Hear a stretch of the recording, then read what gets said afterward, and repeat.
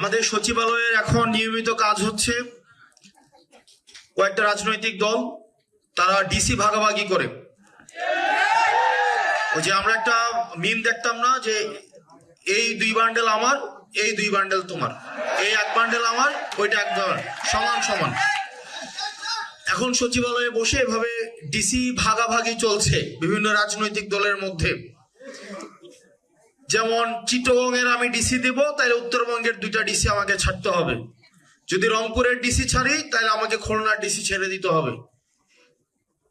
আমরা এই অন্তর্বর্তীকালীন সরকারকে বলতে চাই, আপনি যদি এই দর্শকের ভূমিকা পালন করেন, আমরা এখানে আপনাকে এনেছি ন্যায্যতা নিশ্চিত করার জন্য, কিন্তু আমরা দেখছি আপনি রাজনৈতিক দলগুলোর কাছে, কতিপয় রাজনৈতিক দলগুলোর কাছে আপনি নতজানু হয়ে তাদেরকে ডিসি ভাগাভাগিতে আপনি আরো সহায়তা করছেন।